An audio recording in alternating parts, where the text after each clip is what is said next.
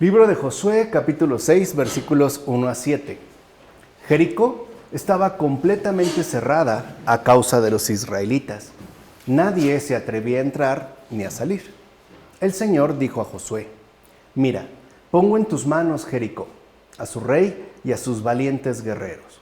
Que todos los combatientes rodeen la ciudad dándole una vuelta. Así haréis durante 6 días. 7 sacerdotes llevarán 7 trompetas de cuerno de carnero delante del arca. El día séptimo, dad la vuelta a la ciudad 7 veces, y que los sacerdotes hagan sonar las trompetas. Cuando suene el cuerno de carnero, cuando escuchéis el sonido de la trompeta, que todo el pueblo dé un gran alarido. La muralla de la ciudad se desplomará sobre sí misma. Entonces el pueblo se lanzará al asalto, cada uno hacia lo que tenga delante. Mira, la señal y el reconocimiento de que la cruz es invencible son nuestra defensa. Armados de Dios en el corazón, no debemos buscar las armas del cuerpo, aunque parezcamos inermes corporalmente, pues llevamos las armas con las cuales incluso en la serenidad de la paz combatimos espiritualmente contra los enemigos invisibles. Con esto queda claro lo siguiente: siempre necesitamos la ayuda de Dios y solo a Él debemos temer, que es, digamos, la gran lección que se nos está dando en estos versículos de Josué. Si lo vemos, hicieron ciertamente un acto ritual, ¿no? El rodear la ciudad, el llevar el arca, el estar los sacerdotes presentes y este hecho insólito de que las murallas, recuerden que era la protección fundamental de una ciudad antigua, se desplomaran sobre sí mismas, confiando por una parte en la palabra del Señor y también en el cumplimiento de las indicaciones al pie de la letra que Él ha dado. Con Él las armas se fortalecen. Él es pues tu torre dentro de los muros. Él, tu mano donde no hay muros. ¿No me crees? Recordemos entonces las gestas de los padres descritas en los libros sagrados y observa quién ha tenido una defensa mayor. Es decir, aquellos que defendían una ciudad fortificada con murallas poderosas pero sin Dios, por ejemplo Jericó, o bien aquellos a quienes protegían el poder divino. Estos últimos no tenían ni murallas ni barreras protectoras, sino que únicamente contaban con la gracia de Dios que les acompañaba. En efecto, Josué con los israelitas sometió a la ciudad de Jericó no mediante la acostumbrada táctica militar, sino con la ayuda de Dios, y de hecho sin emplear ejércitos, pues las armas callaban. Así pues, Josué realizó una exploración sin violencia alguna, repitiendo durante 7 días otras tantas vueltas alrededor de la muralla. En todo caso, hizo prisioneros a los habitantes de Jericó con la fuerza que emanaba de las trompetas de los sacerdotes, las cuales asemejaban los truenos y rayos, es decir, la ira del cielo contra tanta injusticia e impiedad. Entonces el pueblo, que confiaba en las armas y en las riquezas, o sea, en las supuestas defensas de una ciudad, pereció. Y los sepulcros surgieron en medio de sus casas, como afirma Paulino de Nola en sus poemas. Y creo que es una visión muy hermosa de la manera en la cual también ciertamente Dios actúa. O sea, por una parte, el que nos quede claro que aquello que en verdad necesitamos bajo toda circunstancia y especialmente en los combates ordinarios de la vida, pues es la gracia divina, es la gracia de Dios. De nada nos sirve confiar en las supuestas defensas que ofrece este mundo, armas, riquezas, poderío, si no tenemos esta gracia, puesto que por muy fuertes que parezcan estas defensas, al final flaquean, fallan o simple y sencillamente se vienen abajo y hasta resultan insuficientes. ¿Qué es lo que pasó con Jericó?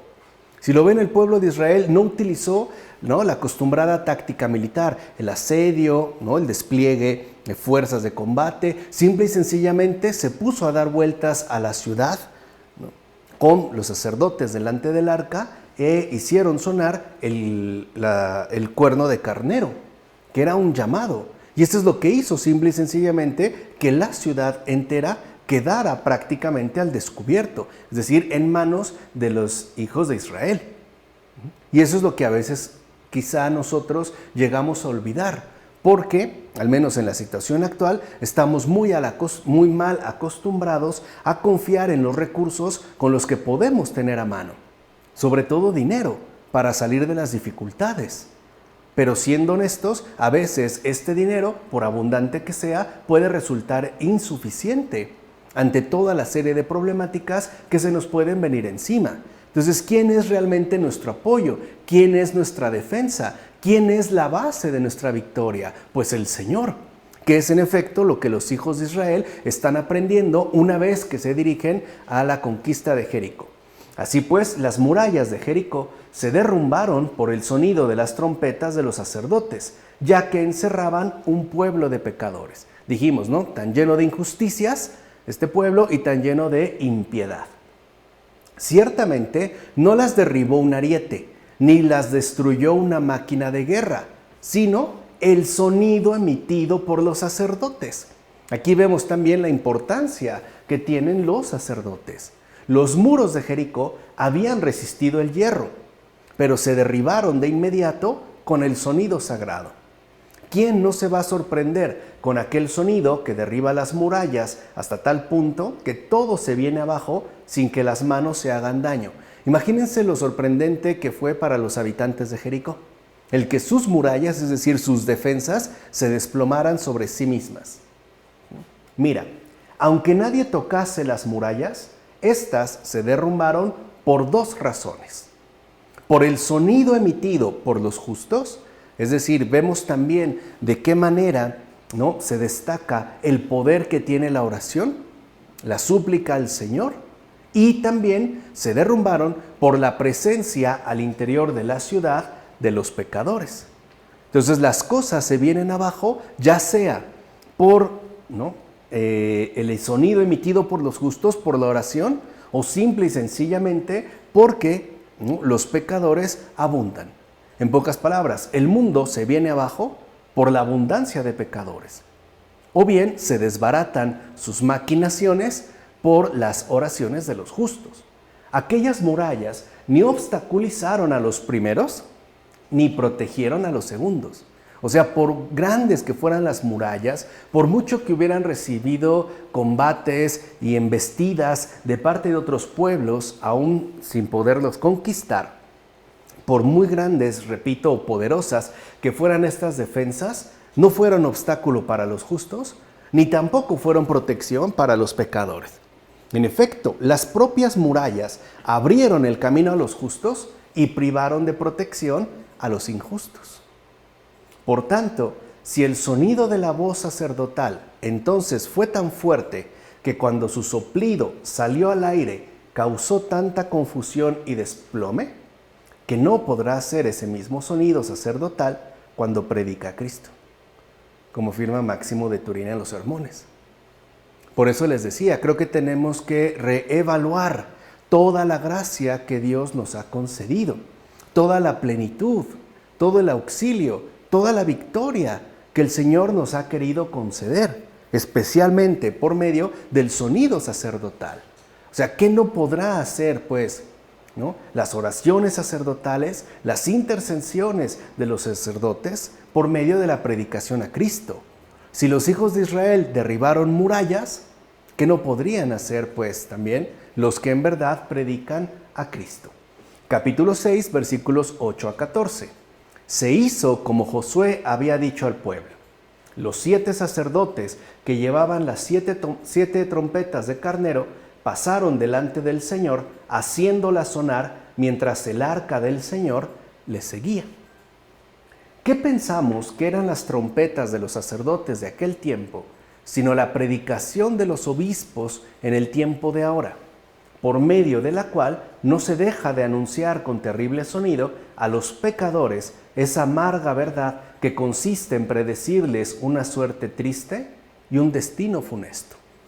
O sea que estos cuernos también simbolizan la predicación de los obispos, cabezas, ¿no?, de la iglesia del Señor, los cuales también están llamados a emitir estos sonidos, a decir la verdad. Y como decía Charles Peguy, incluso, ¿no?, decir con amargura la amarga verdad, así como se puede decir con alegría la alegre verdad. ¿Cómo pueden no temblar los pecadores empedernidos ante tal anuncio? En efecto, ¿cómo pueden no temblar los seres sensibles ante la palabra de Dios si es que ante la cual hasta tiemblan y se desmoronan los seres insensibles? O sea, si la palabra de Dios desmorona piedras, ¿qué no hará con los seres humanos? ¿Cómo podrá resistir la obstinación humana delante de esta palabra, ante la cual ni siquiera una construcción de rocas pudo permanecer en pie? Pues bien, lo mismo que el sonido de aquellas trompetas unió internamente al pueblo, así también la predicación de los obispos, destruidos los malos pensamientos, consigue y alcanza la desnudez del alma. O sea, poner todas las cosas al descubierto. Por eso los obispos, y principalmente los obispos, deben de ir a la vanguardia en la predicación de la verdad. Es lo que dijo el Papa Francisco como obispo. No podemos permanecer callados ante todo lo que ocurre. Tenemos que llevar la verdad o hacer que la verdad salga a la luz. Y esto también por medio de la predicación, en particular, repito, de los obispos. Ciertamente, el alma se encuentra desnuda por la palabra de Dios cuando abandona toda acción perversa. De hecho, toda alma está desnuda ante Dios, pues nadie escapa a su luz y su verdad. Y es también lo que el Señor quiere por medio de la predicación, que su luz y su verdad alcance absolutamente a todo y a todos.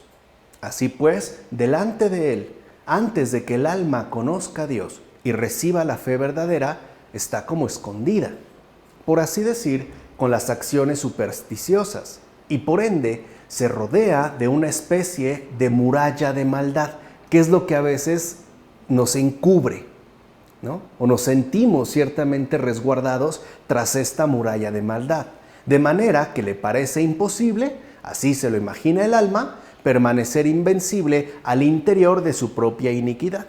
Y es que en efecto esto sucede con la iniquidad. Levanta su muralla, una muralla de maldad, en la cual solemos imaginar falsamente que no seremos alcanzados o que no hemos de recibir ningún tipo de daño. Pero cuando suena la voz sagrada, de repente su falta es socavada y su propio engaño desaparece. O sea, sus murallas de maldad, sus murallas de defensa, simple y sencillamente se vienen abajo. En todo caso, todas las defensas de sus supersticiones se derrumban y por ende su alma aparece al desnudo, como está escrito en la carta a los Hebreos. La palabra de Dios entra hasta la división del alma y del espíritu. Mira pues lo siguiente. Lo mismo que en aquel entonces el sonido de la voz sagrada destruyó, sometió y castigó al pueblo perverso, así también la predicación del obispo somete, destruye y castiga al pueblo pecador, como afirma Máximo de Turín en sus sermones.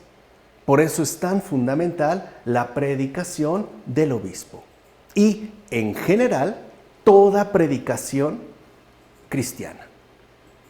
Es decir, aquí vemos la importancia, la relevancia que tiene, en efecto, la predicación de todo discípulo de Cristo. Porque esta predicación somete, destruye y castiga, ¿no?, al pueblo pecador. Pone, pues, ¿no?, la mentira al descubierto y expone los errores con los cuales nos vemos ciertamente atrapados. Capítulo 6, versículos 15 a 21. El día séptimo se levantaron al disiparse la oscuridad y dieron 7 vueltas a la ciudad de esa misma manera. Aquel día fue el único que dieron 7 vueltas a la ciudad. Al dar la 7ª vuelta, los sacerdotes hicieron sonar las trompetas y Josué dijo al pueblo: gritad, el Señor os ha entregado la ciudad. La ciudad y todo lo que hay en ella serán consagrados al anatema en honor del Señor. Solo sobrevivirán Rahab, la prostituta, y quienes se encuentren en su casa, porque ella escondió a los mensajeros que enviamos. Tened mucho cuidado con el anatema. No vaya a ser que dejéis algo de lo consagrado al anatema sin destruir y os lo quedéis, porque entonces haríais recaer el anatema sobre el campamento de Israel y le ocasionarías una desgracia. Toda la plata, el oro y los objetos de bronce y de hierro están consagrados al Señor. Se depositarán en su tesoro. El pueblo gritó y sonaron las trompetas. Cuando el pueblo oyó el sonido de la trompeta, dio un gran alarido y la muralla se desplomó sobre sí misma. Entonces el pueblo se lanzó al asalto de la ciudad, cada uno hacia lo que tenía delante, y la tomaron. Lo que sucedió en Jericó sucedió como una prefiguración, puesto que eso mismo vemos que sucede ahora en la realidad. Mira, ¿quién temía al que llevaba la trompeta si ni siquiera llevaba arma alguna?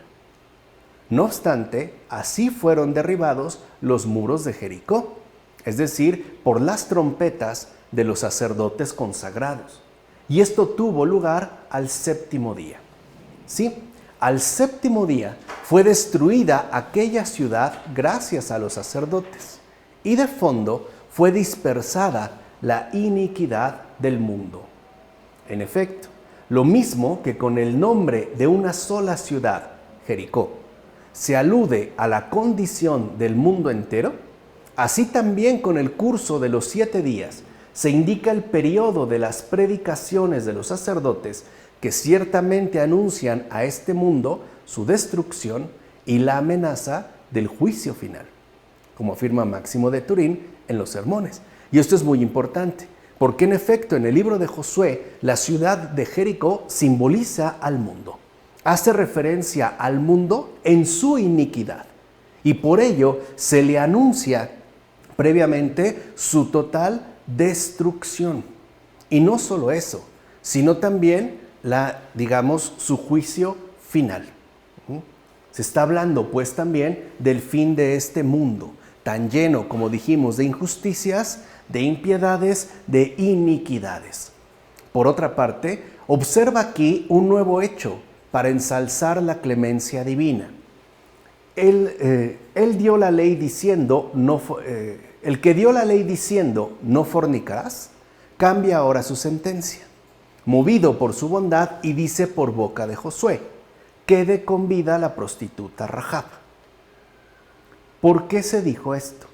Porque Josué es figura de Jesús, el Señor que dice: las meretrices y los publicanos os precederán en el reino de Dios, como lo dijo en el Evangelio de Mateo. Así pues, ¿ha de vivir porque es meretriz? ¿O porque es meretriz ha de vivir? ¿Qué fue lo que hizo Rahab, la prostituta, para ser conducida a la salvación? ¿Que recibió en paz a los exploradores? Eso lo hace cualquiera que sea hospitalario. Y es que la salvación no se consigue con meras palabras, sino principalmente por la fe y la caridad con Dios. Y para que conozcas la grandeza de su fe, escucha lo siguiente, atestiguado por las mismas Escrituras.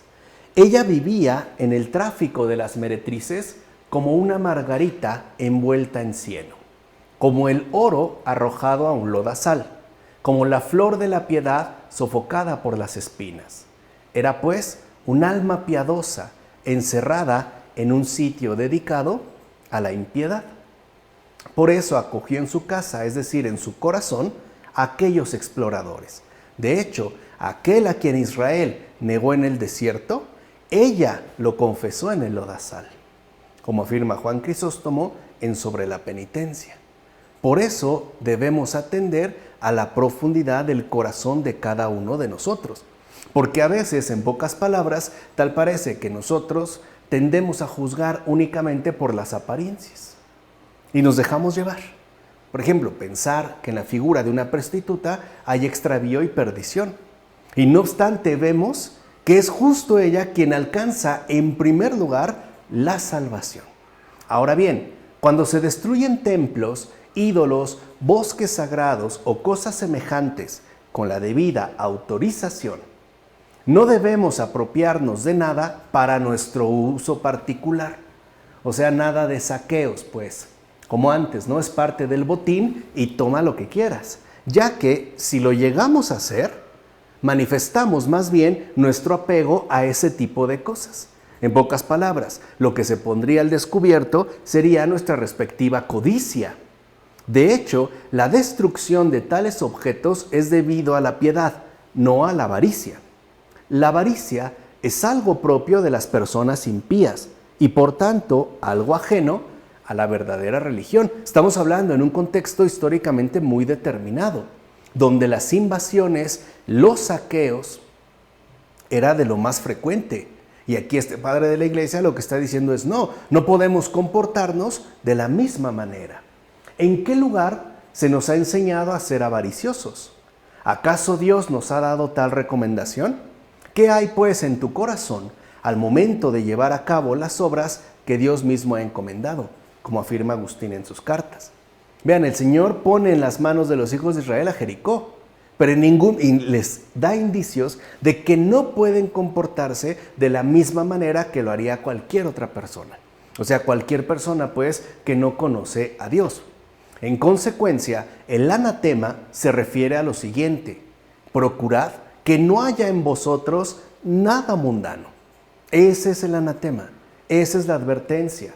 No vaya a ser que llevéis a la iglesia los vicios del mundo, es decir, una serie de costumbres paganas y hasta mala fe. ¿Cuántos de nosotros no hemos metido a la iglesia vicios del mundo? ¿Cuántos? Incluso ¿cuántos de nosotros también no hemos llevado a la iglesia costumbres paganas de todo tipo e incluso mala fe? Antes bien, sea anatema para vosotros todo contagio mundano. En efecto, no mezcléis las cosas de Dios con las cosas del mundo. No introduzcáis negocios mundanos en los misterios de la iglesia. De hecho, quienes investigan los hechos según el curso de las estrellas, o quienes examinan el vuelo de los pájaros y demás cosas por el estilo que antaño hacían los profanos, introducen en la iglesia el anatema de Jericó, o sea, los vicios mundanos. Y ese es, me parece a mí, uno de los más graves problemas que atraviesa la iglesia actual y que el Papa Francisco no se ha cansado de señalar una y otra vez: la mundanidad. ¿No? En estos términos podemos decir que un problema grave en estos tiempos en la iglesia es la introducción masiva del anatema de Jericó. Y no solo profanan los campos del campamento del Señor, sino que además ocasionan la derrota del pueblo de Dios, que es justo lo que había señalado Josué. Si ustedes no respetan lo que el Señor ha indicado, causarán la ruina de todo el campamento de Israel. Entonces, hoy también, ¿qué ha ocasionado la derrota del pueblo de Dios? Pues la introducción del anatema de Jericó, es decir, nuestra propia mundanidad. De hecho, todavía hay muchos otros pecados a través de los cuales se introduce el anatema de Jericó en la iglesia. Vean desde cuándo ya se hablaba. O sea, para que veamos que tampoco es algo nuevo. La diferencia es que hoy tal parece que se ha vuelto mucho más intensivo, pero era algo que ya se había denunciado desde hace mucho tiempo. Por culpa de tales introductores, el pueblo de Dios es vencido y hasta abatido por sus enemigos. ¿O no parece hoy que la iglesia es la gran derrotada? ¿No parece incluso, no, la vencida, la abatida? La corrupción de la iglesia proviene entonces de todos aquellos que introducen el anatema de Jericó en el campamento del Señor, como afirma Orígenes en las homilías sobre Josué. Por eso, Benedicto XVI no se equivocó al decir que los verdaderos enemigos de la iglesia no están afuera, están dentro. Muchos miembros que se dicen miembros de la iglesia han introducido el anatema de Jericó en el campamento del Señor. El objetivo, su ruina. El propósito, que ésta en efecto se vea vencida y abatida por sus enemigos. Bueno, como afirma Orígenes en las homilías sobre Josué. Así pues, ¿acaso se equivocó Josué, el hijo de Nun, que ciertamente reconoció al jefe de la milicia celestial? Para nada. De hecho, después que creyó, enseguida venció. Obtuvo el triunfo de la batalla en la fe. En efecto, no hizo entrar en la lucha tropas cubiertas de bronce ni máquinas de guerra, pues obtuvo el triunfo con el sonido de las trompetas sacerdotales. El solo sonido de aquellas trompetas puso fin a una gran ciudad. Incluso puso fin a una guerra cruel, como afirma Ambrosio en Sobre la Fe. Si no hubiesen atendido las indicaciones del Señor, en efecto hubiera sido una guerra cruel. Y digamos en términos históricos.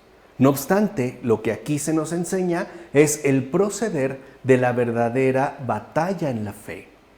Cómo nosotros combatimos, lo hemos insistido, contra esos poderes invisibles. Vemos pues que la salvación que ofrecen los seres humanos es inútil. De hecho, mi fuerza no sería fuerza si me faltara la ayuda de Dios. ¿De qué sirvieron las fuerzas extraordinarias de los gigantes? ¿De qué sirvió el poderío del faraón de Egipto? ¿Dónde quedó la poderosa Jericó? Su propia gloria fue causa de su destrucción.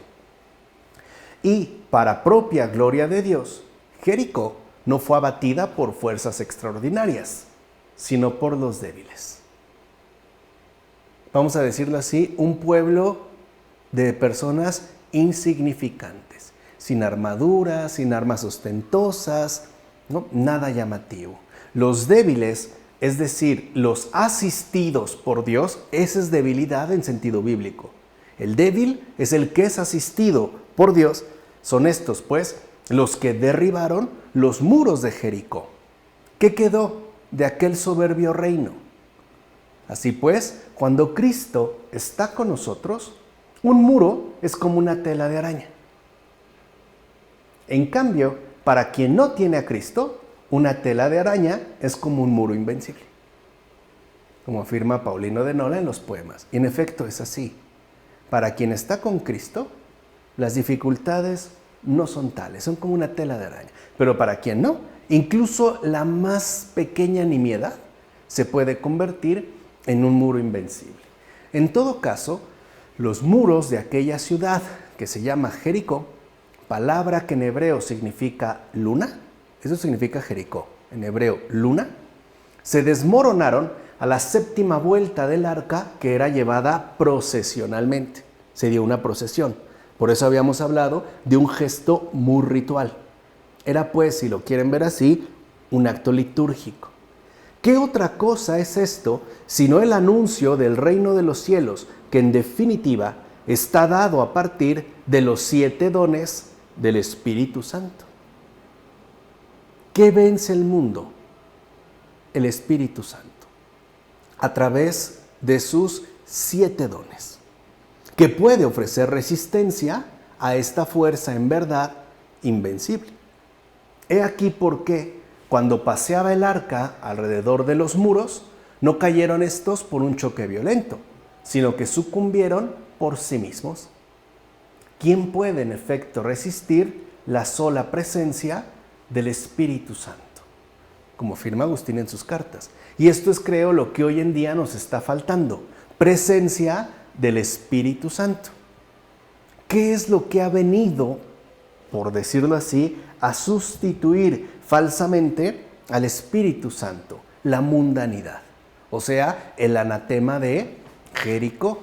Tal parece que en los miembros de la iglesia lo que suele destacar no es la presencia del Espíritu Santo con sus 7 dones, sino una mundanidad más o menos explícita y desarrollada.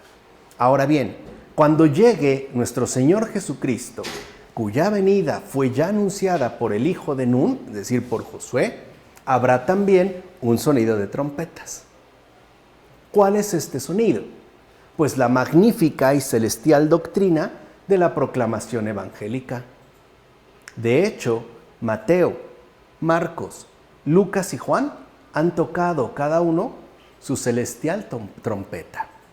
Es decir, estos 4, yendo por delante, han asediado al mundo y le han, de hecho, proclamado su final. Además, Pedro resonó con las 2 trompetas de sus 2 epístolas, al igual que Santiago y Judas.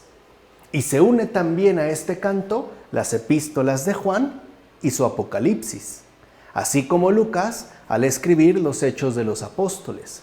¿Y qué decir de las cartas del apóstol Pablo? Todos estos son las trompetas que anuncian la inevitable caída de Jericó, es decir, el fin del mundo, con todos sus artificios de idolatría y de falsedades envueltas en ropajes filosóficos, como afirma Orígenes en las homilías sobre Josué. Quiere decir que entonces el mundo ya fue rodeado por estas trompetas, ya han sonado, ya se ha anunciado el fin del mundo y con ello el fin de toda iniquidad y evidentemente de todos y cada uno de los enemigos de Cristo, de los cristianos. En efecto, con la llegada de Josué, los muros de Jericó fueron arrasados y con la llegada de mi Señor Jesucristo fue vencido el mundo. Pero quisiera saber con mayor evidencia cómo es vencido el mundo, para así entender mejor lo que creemos. Hemos pues de aprender mejor las cosas que nos han sido transmitidas. Así pues, veamos de qué manera ha vencido Cristo al mundo. Escuchemos a Pablo. Lo que era contrario a nosotros, lo quitó de en medio clavándolo a su cruz y despojando principados y potestades, los expuso abiertamente, triunfando sobre ellos con el leño de la cruz. Por consiguiente, podemos decir que el fuerte de este mundo fue encadenado y vencido. De ahí el clamor jubiloso del pueblo, que es lo que se está simbolizando en la caída de Jericó. Es el clamor proferido en el cielo y en la tierra por el triunfo de Cristo. Es pues el grito de gozo por la victoria de Cristo. El ejército celestial y el terrenal se unen en este clamor jubiloso para celebrar el misterio de nuestra salvación, que es también una victoria sobre el maligno y sobre todas las potencias adversas al misterio de nuestra salvación, como dice Orígenes en las homilías sobre Josué. ¿Cómo entonces es conquistada Jericó? No con espada sacada contra ella, ni usando máquinas de guerra, ni disparando dardos, ya que solamente se emplean trompetas sacerdotales. Su solo sonido hizo que se derribaran las murallas, es decir, las defensas de Jericó. Y es que esta ciudad es puesta como imagen del mundo. Así pues, queda claro que este mundo está llamado a caer, lo cual fue dado a conocer desde hace mucho tiempo por los libros sagrados. ¿Y cómo se dará entonces la señal de la consumación? ¿Con qué instrumentos? Pues con el sonido de las trompetas.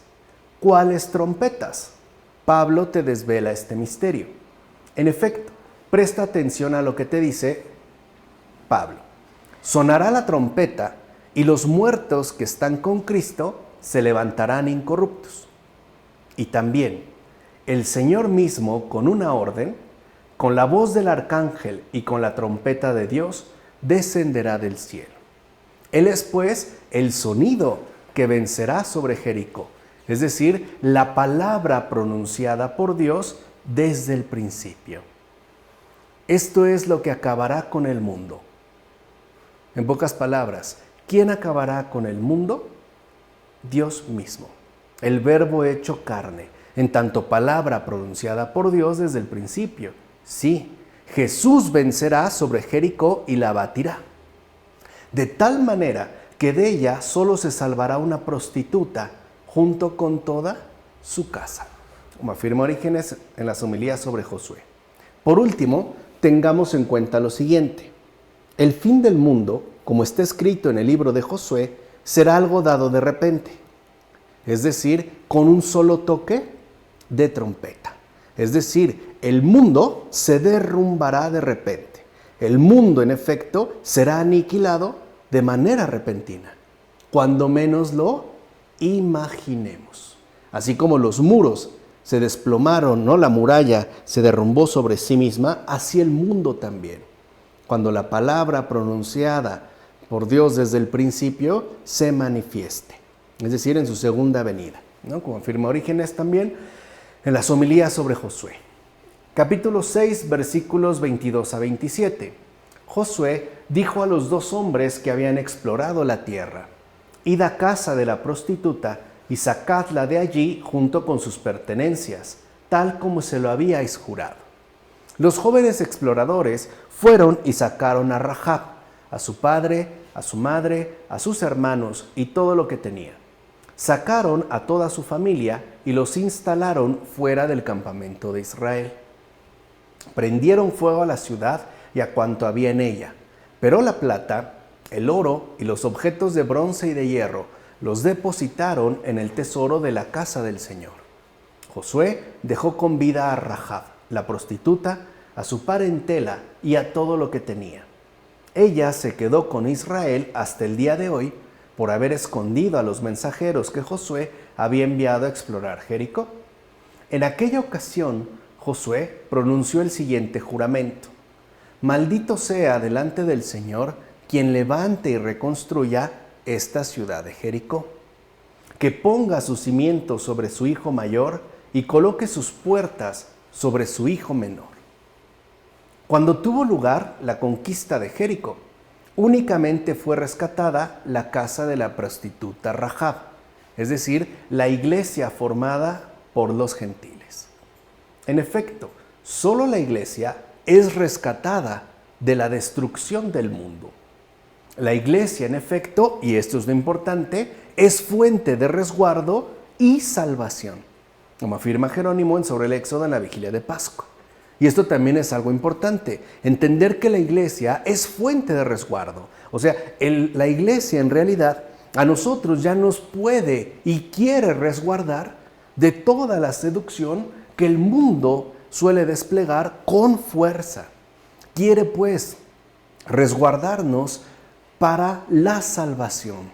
La iglesia lo que busca no es la destrucción de las personas, sino su salvación. Y por eso aparece en efecto como fuente de resguardo. Ahora bien, ¿cómo es que se dice que la prostituta Rahab se unió a la casa de Israel hasta el día de hoy? ¿Por qué fue unida y asociada la casa de Rahab a Israel hasta el día de hoy, si era una extranjera y aparte una prostituta? Si quieres ver más claramente cómo Rahab se une a Israel, considera cómo, como se afirma en la carta a los romanos, la rama de acebuche se injerta en la raíz del buen olivo.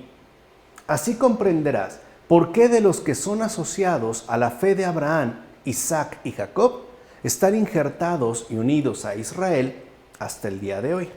En efecto, en la raíz de aquellos hemos sido insertados como ramas de acebuche. Nosotros, tomados de entre los gentiles, que antes nos prostituíamos dando culto a piedras y madera en vez de al verdadero Dios, como afirma Orígenes en las homilías sobre Josué. O sea que Rahab es a su vez figura del alma conversa.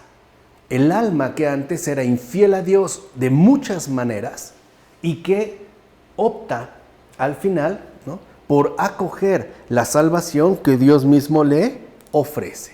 De tal manera que con ello también nosotros quedamos insertados en la raíz de los antiguos padres. Así pues, ya desde ahora mismo hemos de rezar para que venga el Señor Jesús y destruya el mundo asentado en el mal, como se afirma en la primera carta de Juan.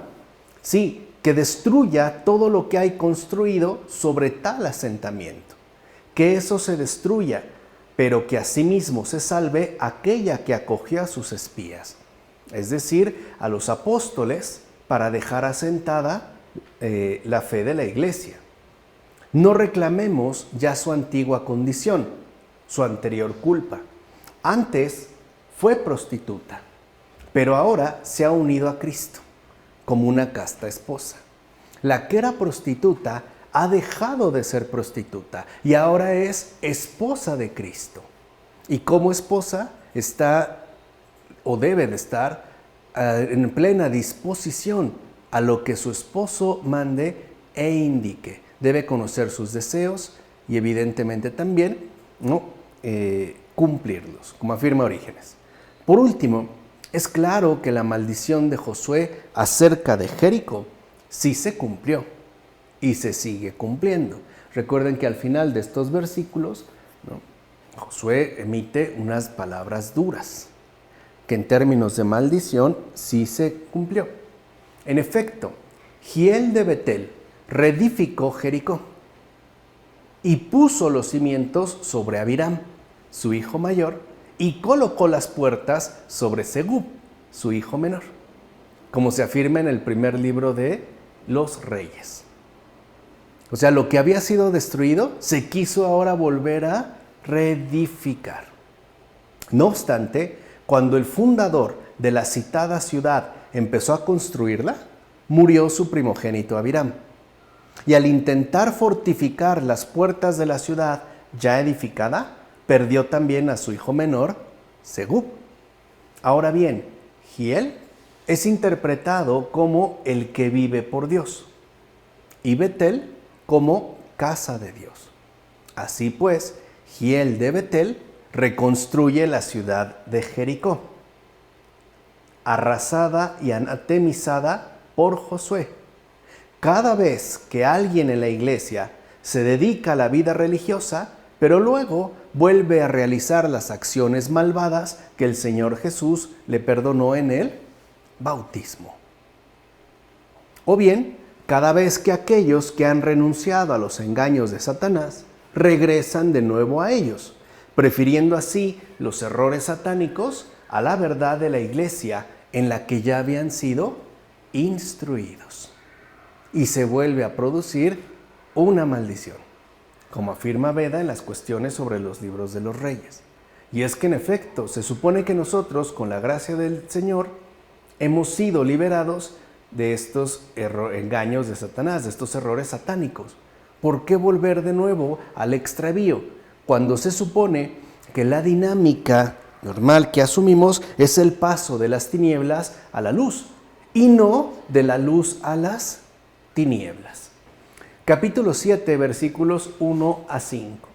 Pero los israelitas, fíjense, ya se les había dado la indicación y todo, pero los israelitas violaron las normas del anatema.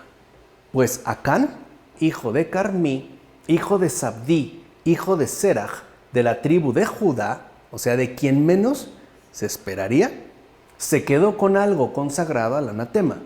Por eso se encendió la ira del Señor contra los israelitas. ¿Qué sucedería si alguno examinara a todos cuantos están en el mundo? ¿Qué tipos de falta no encontraría? ¿Y qué pasaría si de igual manera examinara a los que ostentan alguna autoridad? ¿Acaso no los hallaría entregados a las riquezas y apasionados por los altos cargos? Siendo además envidiosos, maliciosos y hasta esclavos del dinero. Habida cuenta de tal impiedad, qué mal no es preciso esperar. Para que veáis qué venganza han de esperar los que están sometidos a esos pecados, pensad en hechos ya ocurridos. En efecto, un único hombre, un soldado, uno, robó riquezas sagradas y todos perecieron. Me refiero al hijo de Carmí, el que violó el anatema. En consecuencia, tengamos cuidado. ¿No veis las guerras? ¿Acaso no escucháis ya las desdichas? ¿En verdad no aprendéis nada de estas cosas? ¿Acaso hemos de seguir repitiendo una y otra vez la nefasta secuela de la transgresión? Esta nefasta secuela de la transgresión que en estos tiempos parece más intensificada. Todo lo que se nos ha dicho desde tiempo atrás no son solo amenazas, no son más bien hechos ya ocurridos. Mira bien, aquellos recibieron un gran castigo de calamidad y destrucción, pero mayor lo recibiremos nosotros que no rectificamos a la vista de sus lamentables destinos, como afirma Juan Crisóstomo en las homilías sobre la carta a los Efesios. Y es que de verdad tal parece que no aprendemos, que seguimos, como enraizados en la obstinación, que no hemos visto lo que ya ocurrió y parece que nos exponemos incluso a peligros todavía mayores, a males más grandes. En efecto, ¿no ves cómo Acán se quedó deshonestamente con algo de la ofrenda? Y la ira cayó sobre toda la asamblea de Israel. Solo él cometió el pecado, pero toda la asamblea fue perjudicada. Y eso es lo que sucede en la iglesia. Cuando uno falla, toda la iglesia se ve afectada. Toda. Pues bien, todo lo que no es nuestro, sino que pertenece a otros, debe considerarse como algo dedicado a Dios. Eso es lo que aquí se quiere dar a entender. Lo que no es tuyo no te pertenece, pertenece a Dios. Es pues suyo, no tuyo. Ciertamente, Acán tomó del botín y pecó, pero con ello ganó para sus hermanos un beneficio mortal. Que es lo que también se nos olvida, que no estamos desvinculados. Por eso expusimos el curso sobre la invención de la autonomía, para salir de ese error, para disipar ese engaño. ¿Cuántos de nosotros a veces por una acción egoísta, torpe, nos ganamos para muchos de nuestros hermanos un gran daño, un beneficio mortal? Bueno, como afirma Gregorio Taumaturgo en la Epístola Canónica. Acán, orgulloso por haber abatido las murallas, sucumbió ante la atracción del oro tomado de sus enemigos vencidos. Acán toma de lo que correspondía únicamente a Dios. En efecto, toma y esconde, insaciable, los tristes despojos de una ciudad en ruinas. Y de nada le valió la nobleza de su tribu, es decir, que Judá fuera el padre de su ancestral pueblo. Al contrario, dicho referente solo incrementó la gravedad de su pecado. ¿O acaso Judá no sería noble en el futuro al tener por pariente a Cristo? Como afirma Prudencio en el combate en torno al alma. Por eso cuando nosotros fallamos, nos ocurre lo mismo que Acán. Por llamarnos cristianos, por tener por pariente a Cristo, se incrementa la gravedad de nuestro pecado. Y también se aumenta el daño que producimos. Así pues, es frecuente que en el pueblo de Dios el crimen de uno solo cause la ruina a muchos otros. En efecto, el pueblo de Israel fue destruido por culpa del robo de Acán. Por la envidia de Saúl se produjo una peste. Por el censo de la población que realizó el piadoso David se causó una mortalidad general, etc. Pues bien, la iglesia de Dios es como el ojo humano. Una pequeña suciedad en el ojo oscurece toda la luz. De hecho, así también sucede en el cuerpo de la iglesia.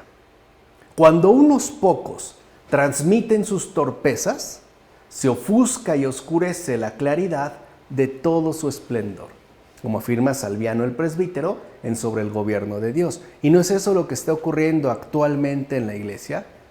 ¿No es que debido a unos pocos se ha oscurecido la claridad de su esplendor? Por último, veamos entonces de qué tipo es el pecado de Acán. Robó, dice el texto, un lingote de oro y lo puso en su tienda. ¿Acaso en aquel hurto hubo un pecado tan grande como para mancillar al pueblo entero? A primera vista, parece que no. Pero fijémonos más a fondo para que se nos revele la extrema y enorme gravedad de este pecado. O sea, a primera vista parece que es insignificante, ¿no? En efecto, hay mucho atractivo en los discursos de todos aquellos que pertenecen a la ciudad de Jericó, es decir, al mundo. De hecho, si encuentras doctrinas perversas entre aquellas gentes, por supuesto, adornadas con las aseveraciones de un espléndido discurso, ten cuidado, pues ahí se encuentra el lingote de oro. En efecto, que no te engañe el brillo de su actuación, ni te ofusque el falso resplandor de su engañoso discurso. Recuerda que ya Josué declaró anatema todo lo perteneciente a Jericó, es decir, al mundo. Así pues, si tomas el lingote de oro y lo metes en tu tienda, o sea, en tu alma, acabarás por mancillar a toda la iglesia del Señor, es decir, a toda la asamblea de Dios. Porque en efecto, cuando un miembro de la iglesia falla, mancilla a toda la iglesia. Es decir, entenebrece a toda la asamblea de Dios, como afirma Orígenes. Capítulo 7, versículos 6 a 26. El Señor dijo a Josué: anda, levántate. ¿Por qué yaces postrado rostro en tierra? Israel ha pecado, ha violado el pacto que les impuse. Se han quedado con algo consagrado al anatema. Lo han robado y lo han escondido poniéndolo entre sus enseres. Los israelitas no podrán hacer frente a sus enemigos, sino que les darán la espalda porque se han convertido en anatema. No volveré a estar con vosotros mientras no destruyáis al que se ha convertido en anatema. Josué dijo a Acán: hijo mío, glorifica al Señor, Dios de Israel, y confiésale. Cuéntame lo que has hecho, no me lo ocultes. Acán respondió a Josué diciendo: es verdad que he pecado contra el Señor, Dios de Israel, porque he hecho esto. Cuando vi entre el botín un buen manto de Sinar, 200 siclos de plata y un lingote de oro de 50 siclos de peso, me encapriché de ellos y me los llevé. Están escondidos en tierra dentro de mi tienda con la plata debajo.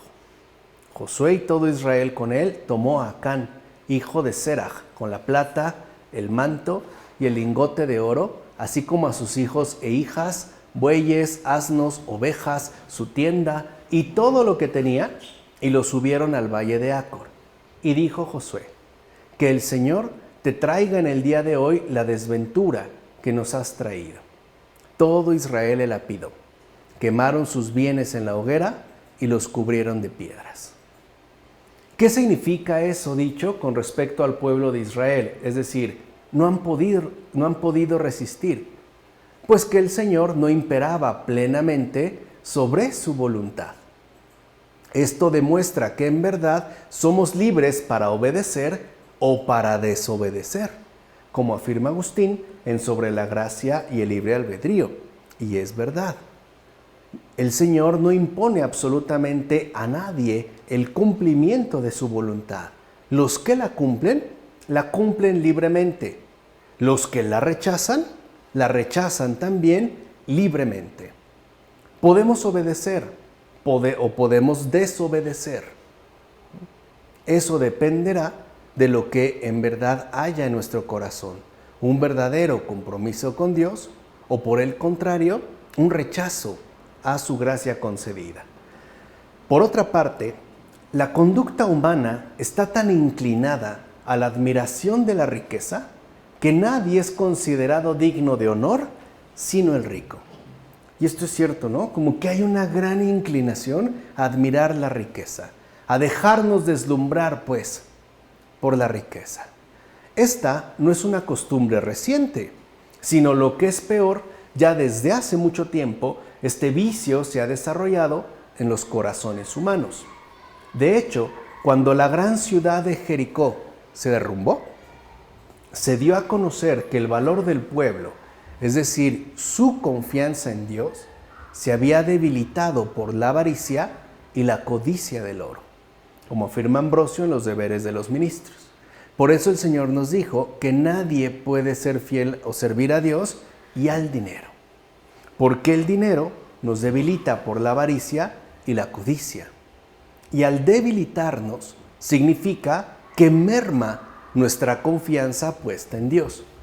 Es más fácil que pongamos nuestra confianza en los recursos que tenemos y no en la asistencia divina. Además, como ya sabemos, Acán pecó y la transgresión alcanzó a todo el pueblo. De hecho, la pena también alcanzó a toda su familia, bienes y ganado. Concedamos que pecó él, pero ¿qué pecado cometieron los hijos y todo el demás ganado? Es decir, los bueyes y los asnos. Acusas a Dios de injusto porque pecó uno y fue castigada una gran parte. ¿Por qué no acusas también de injusto a Dios por haber entregado a los israelitas todas las ciudades prometidas?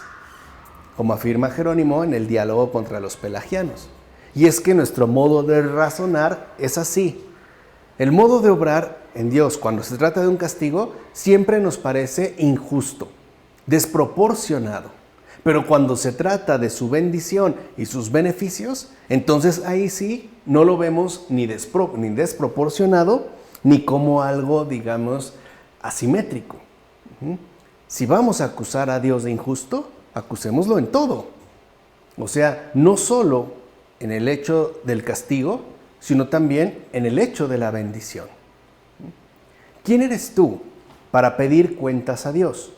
¿Acaso eres tú el Señor de toda justicia? ¿Acaso la pieza de barro dirá quien le modeló, ¿por qué me hiciste así? ¿Acaso Dios es fuente de iniquidad? Lo hecho a los humanos nos parece demasiado. ¿Y qué hay de lo que hacemos a Dios? Esa es una buena pregunta. No, el Dios castigador. Bueno, ¿y qué hay de lo que le hacemos a Él? ¿Quién es en verdad injusto? ¿Él o nosotros? ¿Quién es realmente injusto? ¿Él o nosotros? Como nos recuerda Jerónimo en una de sus cartas. En todo caso, date cuenta las enormes consecuencias que trae consigo la desobediencia a Dios. Recuerden que ese es uno de los temas fundamentales del libro de Josué. La obediencia a Dios y por ende también lo que acarrea la desobediencia.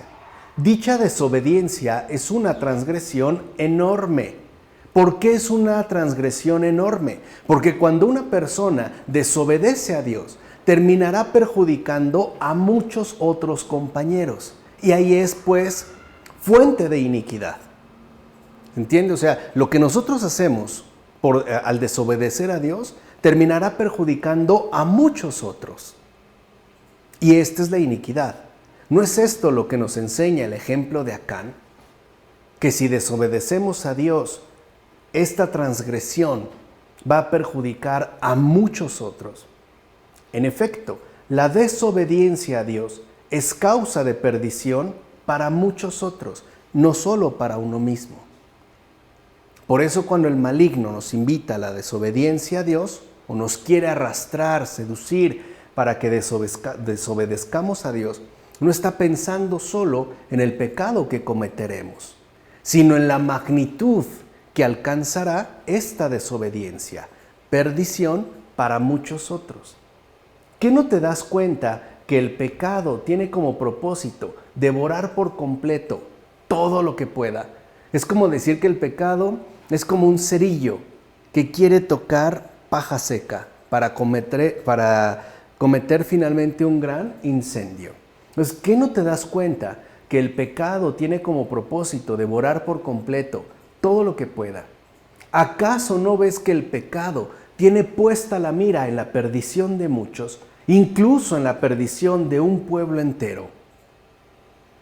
Por eso Josué, hijo de Nun, se postró en tierra cubierta de polvo, pues sabía muy bien de la gravedad del pecado, como afirma Basilio de Cesarea sobre el juicio de Dios. No fue casual que fuera discípulo de Moisés. Sabía pues que lo cometido tenía tremenda magnitud, porque en efecto, el pecado tiene puesta la mira en la perdición de muchos. Incluso tiene puesta la mira en la perdición del pueblo entero. ¿De acuerdo? Vamos a dejarle hasta aquí. En el nombre del Padre, del Hijo, del Espíritu Santo. Amén.